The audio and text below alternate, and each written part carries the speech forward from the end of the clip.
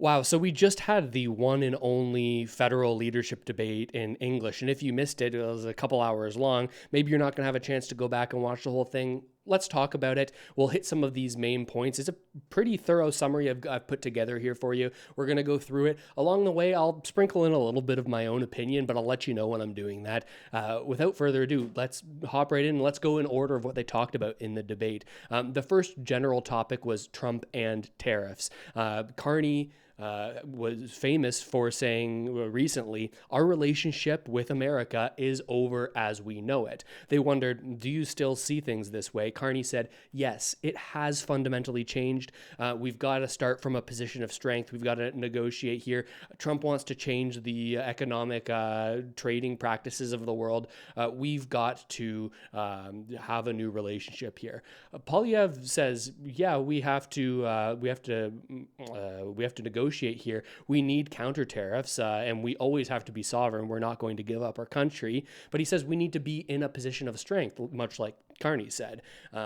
His only difference here is saying, well, the reason that we are in a position of weakness is because of the way that we've been governed over the past decade, putting the blame on the liberals for us not having as much economic strength as we otherwise could have, with policies that would have been more pro-energy that might have resulted in a stronger economy for Canada. Now, Singh on this topic, he says, well, the U.S. situation, it really feels emotional to me. It feels like a betrayal. I lived on a border town. We used to be so connected. Trump attacked us without any justification. And this is kind of the gist of what Singh said about it. Here's a little bit of my own thoughts on this. It makes me wonder, everyone's talking about this, we need to be strong, we need to be independent, and we need to fight. I think that's as much as maybe you might disagree with me on this, I think it's an overstating of Canada's importance on the world stage. I think we have these global superpowers. Are we really able to be entirely independent and entirely sovereign? Or will we always have to have some sort of tie to one of the world superpowers? Will we buy into Europe's governance? Or maybe we get ties back with the US, or maybe we turn to someone who's currently seen maybe as less of an ally and more of an enemy, the other superpowers, Russia and China. I wonder about how valid this big Canada independence, we are strong, we can fight. I love the sentiment, and I think Canadian people, super strong, amazing people. Is that an overstating of our role in the world stage? Now, the Bloc Québécois says that Trump's a huge threat, but Quebec is different. It's a different economy, and that they should have their own voice in negotiation. Of course, Yves-François Blanchet, the leader of the Bloc Québécois, not really thinking in his head, I want to be prime minister, but more so, I want to get as many seats in the government as possible so that we can give Quebecers a voice. Now, it turned into a little bit more of a debate. Carney said that now they've moved off of dollar for dollar tariffs, even though they do want to target Americans more heavily than Canadians would feel the harm of tariffs. He kind of fumbles a little bit, making concessions that about the 2008 crisis and his role in getting us through that. We'll talk about that a little bit more in a second. Now, Polyev hones in more on this point of Carney just putting us in a bad spot, or the Liberal government, and giving the U.S. an energy monopoly. Carney says, hey, I just got here. My record's only a month long, and we can still build the projects that we need for economic sovereignty, even if we don't repeal this Bill C-69, which Polyev talked about quite a lot. Now, moving on here, there was a lot more talk about this, but I want to move on. Be courteous of your time here. We got to talk about housing. Now, Pierre Poilievre was questioned about his housing plan, and the moderator said, why will your housing plan be different? We've had all these promises for housing. What are you going to do differently? And he tries to speak directly to young Canadians. He says housing costs have doubled. He identifies the issue that housing costs have doubled. He says we need a change. We need to, and there's sort of four main points here. Axe the sales tax on new construction homes. We need to cut construction fees by making sure that individual municipalities cut those development fees and hit production goals. We need to sell federal land for homes. And we need to train more workers. Now, here I'll insert a little bit more of my opinion. We have a lot of talk in this country about the housing issue. It is one of the biggest issues. I think that we have our sights set on the wrong solutions here because it doesn't really identify the root of the problem or the sickness. Again, this is my personal opinion. Sure, building more supply is going to help, but as we build more supply, I don't think that will have as dramatic an impact on housing prices going forward in the future. You can build more supply, but over the years, as that grows, does the government really have the ability to let these home prices come down as a result of that supply, given all the people that have equity wrapped up in their homes? I don't think that there's the will there. And I don't think that there's the identification of some of the big issues. There was very little talk about immigration and its role in housing and immigration entirely throughout the debate here. And there wasn't a lot of talk about the way that big institutions in Canada have impacted people's abilities to afford things, including houses, the actions in times of crisis that may or may not have been warranted by central banks, and chiefly the Bank of Canada. I think that had a big role to play in the way that housing has become even more affordable over the past 5 years. So that's a little bit of my opinion. Now, Singh says on affordability, this is Jagmeet Singh of the NDP, that we should put a cap on food essentials. We should price cap certain food items. He says other countries have done it and it's worked. I don't know. Is food the main issue here? What percentage of someone's spending is food versus other spending areas? I wonder about that. That's again personal thoughts. But he also says we should ban corporate landlords from buying up homes. That can help on housing.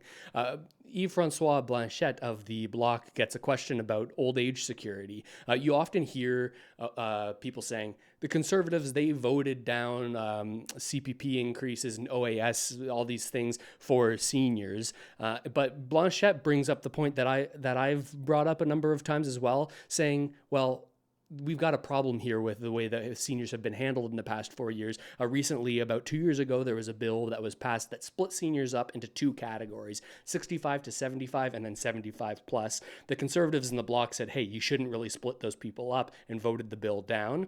And as a result, people say the Bloc, the Conservatives voted against increases to CPP when really it was more of an issue about the sort of separation of these two classes of seniors. That's a frustrating thing that I hear a lot. But he goes on to say, we should increase OAS and we should close tax loopholes to pay for OAS. He points to Carney and questions the tax loopholes used by Brookfield legally, yes, but to the benefit of the corporation rather than the tax revenue of the country. Also says we need to reduce housing costs so that seniors can afford homes. Now, Carney was faced with the tough question of, well, how is your plan any different on housing? We've had similar promises in the past that the Liberals will continue to build housing, but we haven't hit those targets.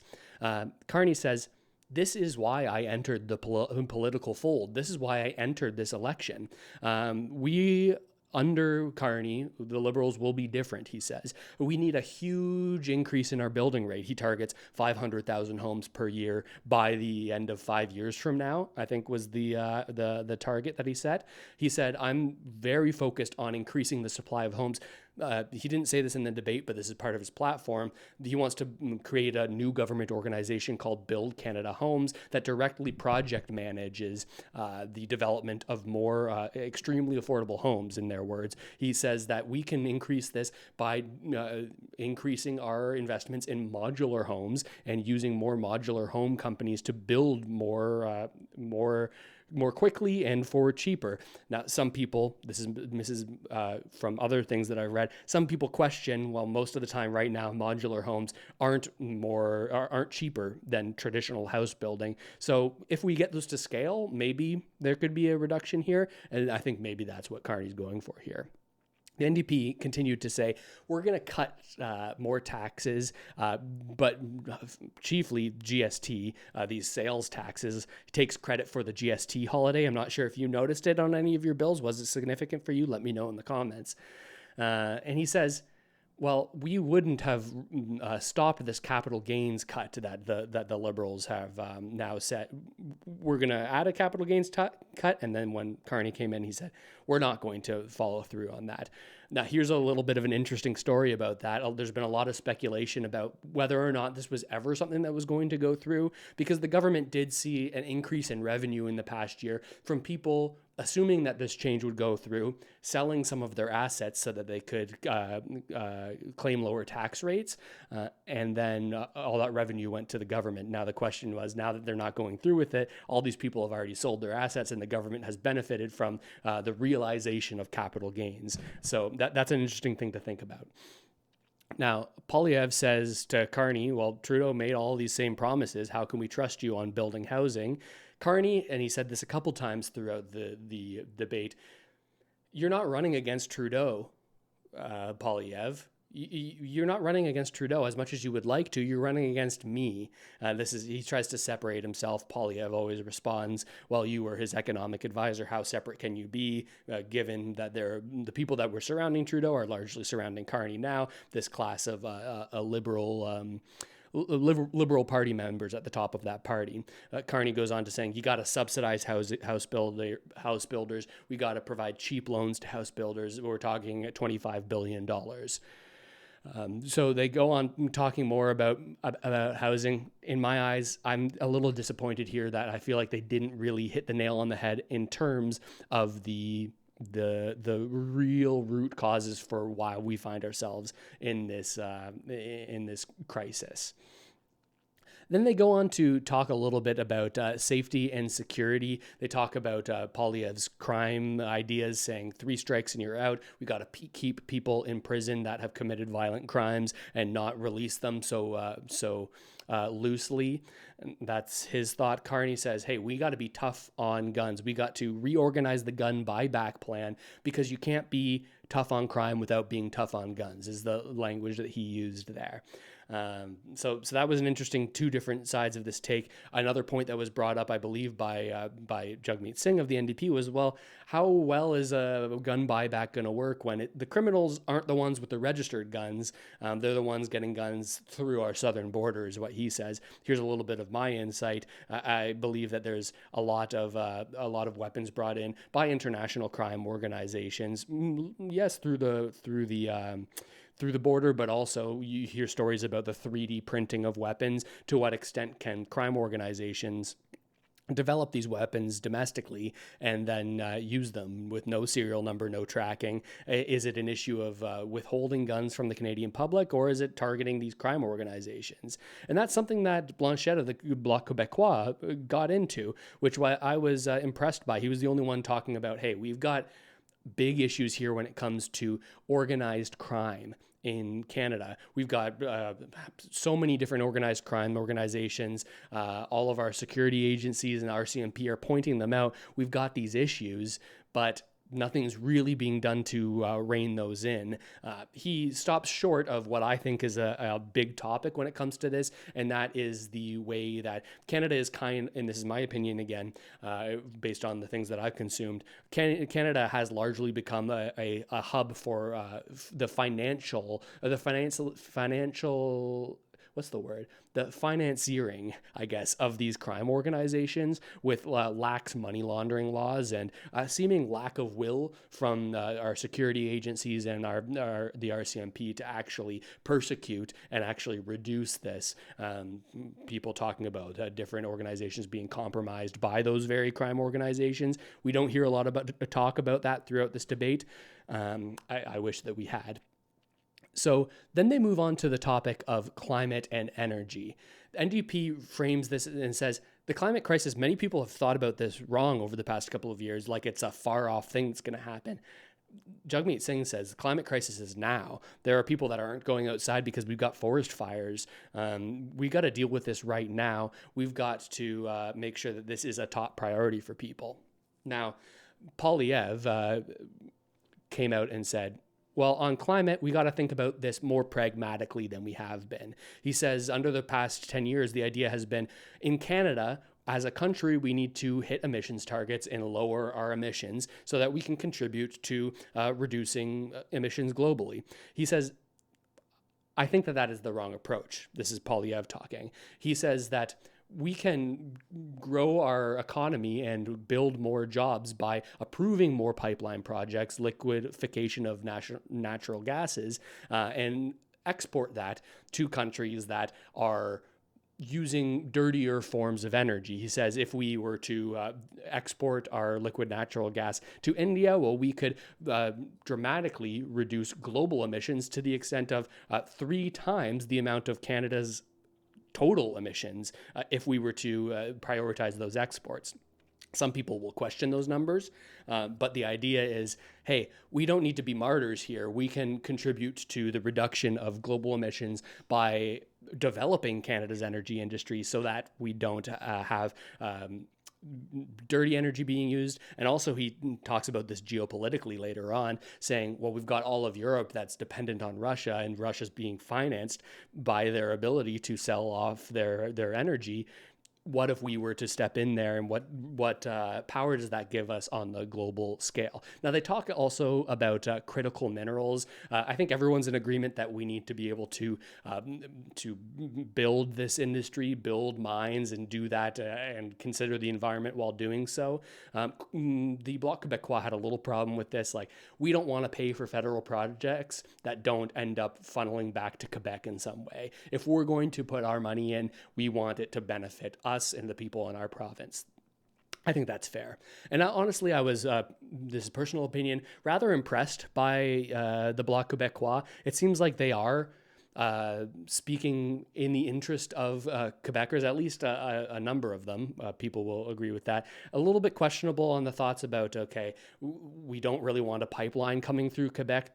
He says because the Bloc Québécois is very focused on emissions reductions, doesn't believe in Poilievre's ideas on that front at all.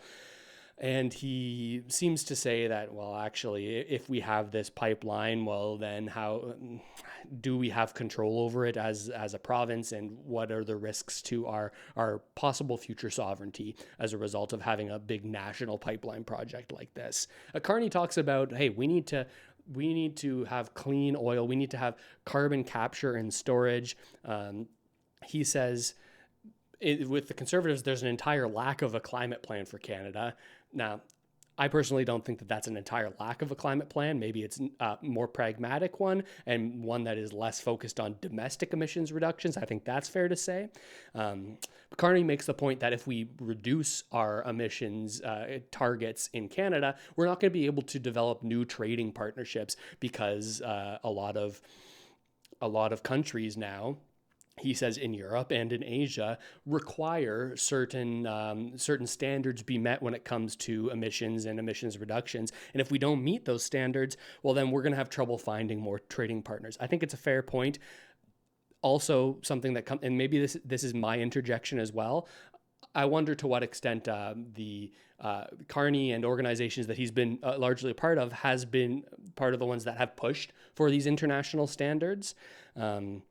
We'll leave it at that, but it seems with these net zero accords that Carney's been a part of, it seems a little bit odd to say, well, we can't trade with all these people if we take a different approach. We can't trade with all these people because of these standards that they have, but also I was kind of involved with implementing those standards, and so there's something to be thought about there.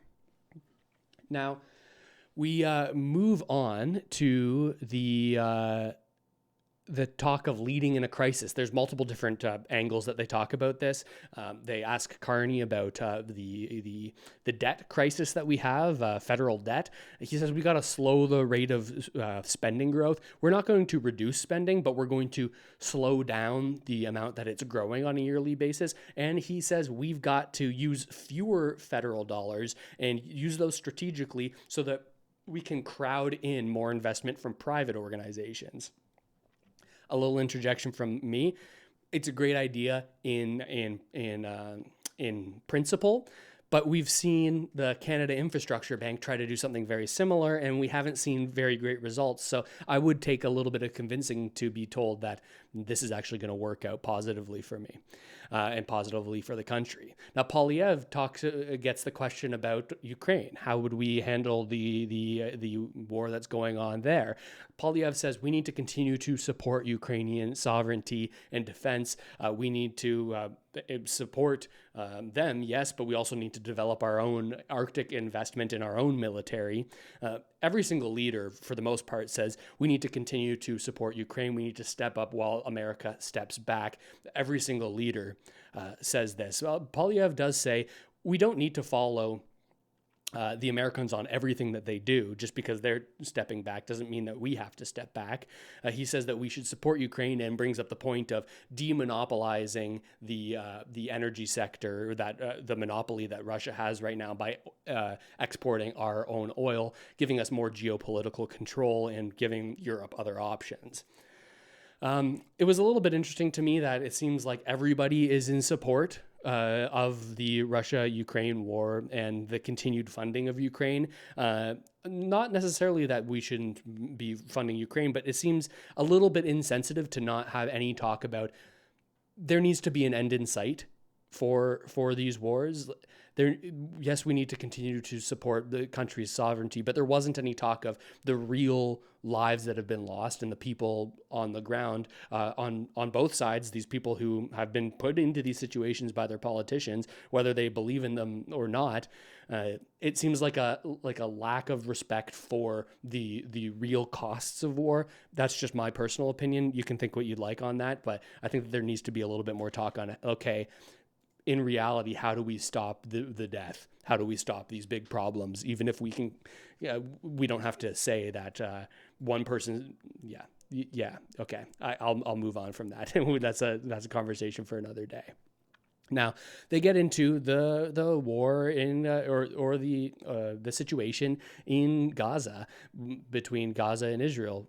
They say we've got to condemn Hamas. This is Polyev, and he brings up the point of, he's very hawkish on Iran and Tehran, saying that they're funding all of these proxies. Everyone seems very, very hawkish on Iran. And we see this in the States as well. It seems like we're getting geared up to go to war, the U.S. is. Ultimately, I think that when it comes to these kinds of funding and geopolitical situations, the U.S. does have a lot more influence on these situations. But we get all of the leaders saying, okay, we need to be very, very pro-Israel.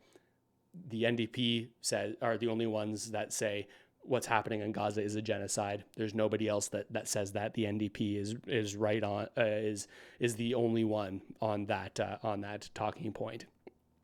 And I think that there's a movement of a lot of young Canadians who would tend to agree with that. Maybe not with the language, but with like, hey, there's a lot of death going on. We need to figure this out. I'm being a little bit long-winded. Let's get through the end of this. We go through a number of different questions that go back and forth. We have Carney called out on his investments. We have people saying that Polyev voted against pharmacare and dental care, and the NDP would be the only ones that would support this and would pressure the Liberals. These are some of the points that were brought up here. We got into some quick hits about NATO spending and how Polyev might use that as a bargaining chip with the states, increasing our military spending. But for the most part, we get more questions about CBC and how Polyev does continue to commit that CBC should be a normal nonprofit, making their money from advertising and other profit models rather than being government funded. Singh says we got to fight back against that. Now we get into some closing statements. The NDP again takes credit, says if we didn't have as many seats as we did during this Liberal government, we wouldn't have dental, we wouldn't have pharma, we wouldn't have childcare. Carney goes through saying, okay, I'm going to refocus this. It's Trump. This is the biggest issue. This is the biggest crisis of our lifetimes. Fundamentally, he's changing the world economy. America wants our land, and I am ready to fight back. This is what Carney is focusing on. Polyev kind of goes into his life story, says, there was this promise in Canada that if you worked hard, you could do anything. Look at me. I'm going to be the prime minister. This is kind of what he's saying. But that promise has been broken for young people today.